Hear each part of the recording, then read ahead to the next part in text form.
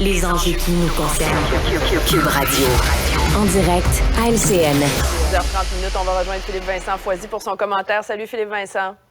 Salut Audrey. On va revenir sur cette sortie de François Legault samedi sur les réseaux sociaux dans le cadre des négociations avec le secteur public. Il a accusé les syndicats de fermeture. Ça passe pas nécessairement bien. Oui, c'est comme s'il avait décidé de prendre un petit bidon de gaz et de le mettre sur le feu de ces négociations-là où on n'était pas du tout calme en termes d'esprit public. Là. D'un côté, le gouvernement accuse les syndicats de ne pas vouloir être à table, de ne pas vouloir négocier. De l'autre, les syndicats disent non, c'est le gouvernement qui ne veut pas négocier. Je vais essayer de vous démêler ça un petit peu ce matin de façon simple. Au fond, les syndicats disent la loi prévoit que les négociations se font à la table des négociations. La table des négociations, c'est régi par la loi, ça fonctionne d'une certaine façon et on va négocier comme ça. Le gouvernement dit, d'accord, mais à la table, c'est compliqué pour régler des problèmes dans certains secteurs parce qu'on négocie par groupe syndical plutôt que par secteur. Alors, on va organiser des forums et dans ces forums-là, tous les groupes qui ont attrait à la santé vont être autour de la table. On va régler tous les problèmes en santé dans ce forum-là. Même chose pour l'éducation. Les syndicats disent, non, on va pas aller dans les forums, on a déjà des tables. Le gouvernement dit, oui, mais les tables fonctionnent mal, on a des forums. Tu vois où est-ce qu'on en est en ce moment? On ne s'entend pas sur la manière de s'entendre, fait qu'on part de loin.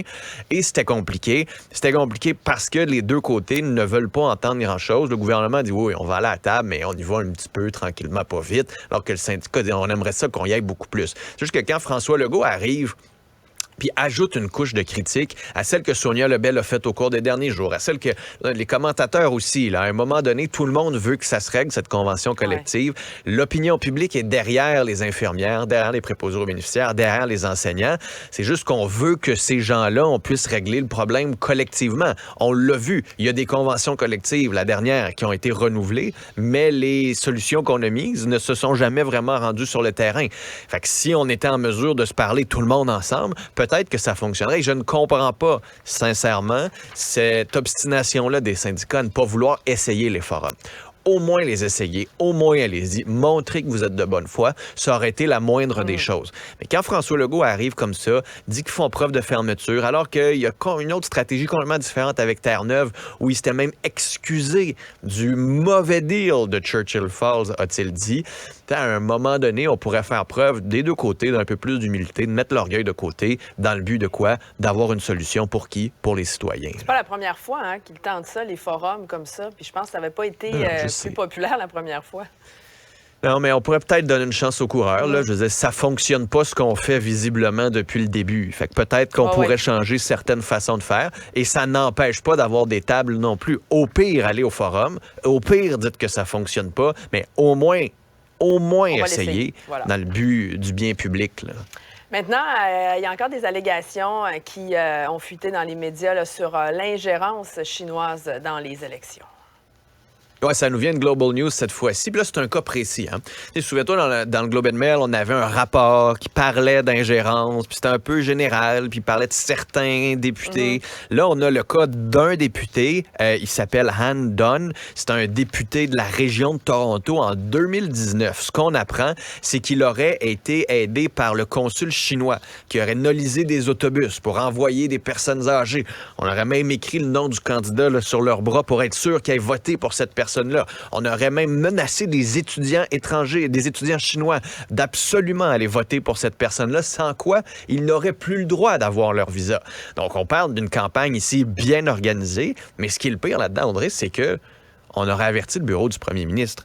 Donc, le SCRS se serait rendu en 2019, avant l'élection, au bureau du premier ministre pour dire « Attention, ce candidat-là en particulier a fait l'objet d'aide du gouvernement chinois. » Donc, ça pourrait le rendre donc plus vulnérable après ça pour des pressions, des menaces, du chantage. Et qu'est-ce qu'a fait le bureau du premier ministre? Ce qu'on comprend, rien, parce qu'il est toujours député actuellement. Alors, ce problème-là continue de prendre de l'ampleur. On a de plus en plus de spécialistes. Jean-Pierre Kingsley, ancien directeur général des élections. Ce matin, on a des anciens membres du SCRS, d'anciens conseillers même de Justin Trudeau qui disent c'est vrai qu'une enquête publique, ce serait la bonne chose à faire. Ça permettrait de voir clair, ça permettrait de redonner de l'intégrité dans ce processus électoral, surtout qu'en ce moment, on voit à qui profite le crime. Ben, c'est aux libéraux. Les libéraux sont au pouvoir. Qui essaie de cacher tous ces enjeux-là, ben, c'est les libéraux aussi. Donc, ça regarde pas super bien pour le gouvernement Trudeau. Peut-être qu'il y a une lueur d'espoir quand on va avoir le rapport sur l'élection de 2021 du comité qui s'est penché sur les ingérences. Peut-être qu'on va en comprendre et en savoir un peu plus là-dessus, mais sinon, ça va en prendre plus que simplement un comité parlementaire. Tu venais de nous glisser un mot par ailleurs, Philippe Vincent, sur une sorte de bisbille là, au sein du Parti conservateur concernant la visite d'une députée allemande anti-immigration. Oui, une eurodéputée, Christine Anderson. Il y a 3 députés conservateurs là, qui sont allés la rencontrer, qui ont pris une photo avec et qui étaient bien contents jusqu'à ce qu'ils apprennent ses positions anti-immigration. Bon, permettez-moi ici de douter qu'ils ont appris ces positions anti-immigration lorsque des organismes juifs, notamment, ont dit que ça n'avait pas de bon sens qu'ils la rencontrent. Mais ce qui est intéressant aussi, c'est que Pierre Poilievre, lui, nie l'avoir rencontré, dit que ses positions n'ont pas d'affaire là, qu'il n'aurait jamais dû être rencontré par ses propres députés de son caucus. Mais l'eurodéputé en question dit oui, Pierre Poilievre, j'ai déjà rencontré, puis je l'aime bien.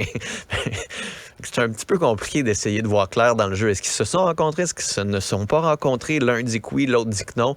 C'est toujours difficile là, au sein d'une certaine frange conservatrice d'avoir la vérité dans ces positions-là. Merci, Philippe Vincent.